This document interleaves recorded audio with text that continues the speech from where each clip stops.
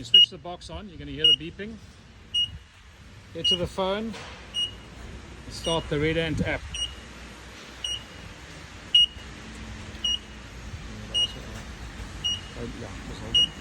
You then need to log in using your login details, the operator details.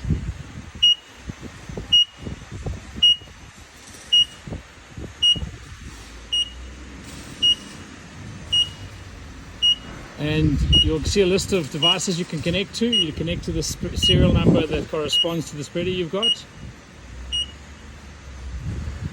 You'll see the beeping will stop. In order to perform the calibration function, we have to activate the calibration menu. To do that, we swipe from left to right on the screen, and you will see we'll get a figure that will say calibrate. You now get a calibration screen which is going to show you RPS 1, 2 and 3. That's the 3 different speeds that the meters will turn, and then revs per speed, which is how many times it'll turn. We derive the speeds we're going to turn from the dummy configuration, but for the sake of this example, I'm going to do the first speed at 0.8, the second speed at 1, and the last speed at 1.2, and I'm going to ask it to turn 5 times at each speed. Now we're just going to do a dry run of the calibration now. So if we push calibrate, you'll hear a beep, and you will then see the meters turning. This is the direction that the meters should be turning in order to get a calibration. You can see the speed's gone up, and you'll see shortly there's the last speed of 1.2 revolutions per second. Okay, so if you find one of the motors is turning in the incorrect direction, activate the node setting or the menu again. Go to node settings. Password is Red Ant, lowercase. See? And you will here see that there's 2 toggle switches for motor 1 and motor 2. So you can play with those just by changing the direction, and it'll change the direction in which the motor turns. There's no need to disconnect or change wiring on the motors. In order to form a calibration, you need to make sure there's enough fertilizer covering at least one side of the meters to be able to meter out fertilizer while you're spreading.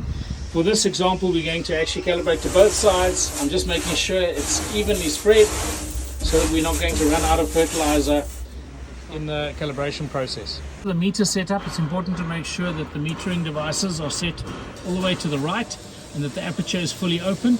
If they're not, there are 2 grub screws which need to be loosened, and this whole metering device can be shifted left or right to make sure that they line up properly. The ring pot that you see here is intended to be loose. That play is required for the meters to run smoothly through these plastic devices. Okay, to start the calibration, we're just going to make sure that the meters are working. So we've got somebody holding a bag, fertilizer bag over the nozzle. Don't close it totally, otherwise the wind won't be able to come out. We're going to come back to the phone, we're going to swipe, we're going to go to calibrate, and we're going to put in some figures. I'm going to use 1, 1, 1, and I'm going to do 2 revolutions. I'm going to push calibrate, and you need to see the fertilizer coming out. Now that we know that the machine is working properly, we're going to take a calibration reading. So we put the bag back, make sure the bag is empty, so there's no fertilizer in it, because all the content we're going to weigh. Come back to the phone, we're going to go to our preset numbers, but this time I want to do 5 revolutions per speed, and I'm going to hit calibrate.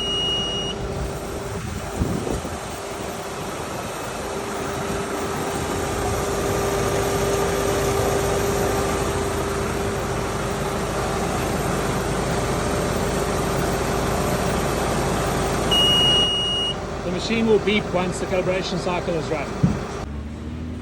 So the next step is to weigh the fertilizer. We're going to take a scale. We're going to place a vessel that we can capture the fertilizer in on the scale, and we're going to zero the scale. Once we've zeroed the scale, we need to transfer the fertilizer into the receptacle.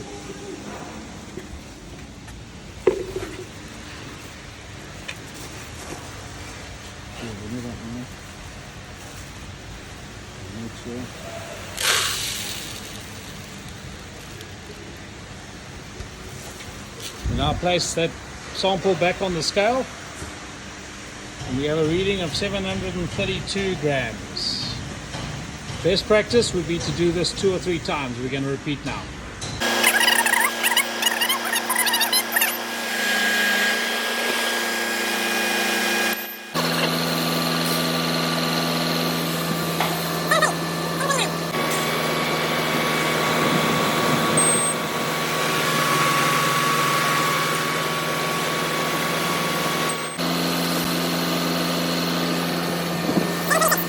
So to talk you through the results, you'll recall that we did first RPS of 1, second of 1, and third of 1. Obviously those figures you could modify depending on the dummy configuration that you do before calibrating. The revs per speed we did 5. So in other words, the meters turned around 5 times at 1, then another 5 times at 1, and then another 5 times at 1. And there were 2 meters that we captured the fertilizer for. So the total number of meter revolutions is 3 speeds, 5 times at each speed, and 2 meters. So it's 3 times 5 times 2, which gives us 30. We then go and take the sample weights we got. The first weight we got was 730 grams, the second weight 726 grams, and the third weight 729. You could just use 1, but obviously to take 2 or 3 and average them is much more accurate. It also gives you a lot of confidence in terms of how accurately this machine meters out from instance to instance. So we got 728.3 grams as an average per 30 revolutions. To get the grams per revolution per meter, we then need to take that 728.33 grams and divide it by the 30 revolutions per meter, and we get a figure of 24.278.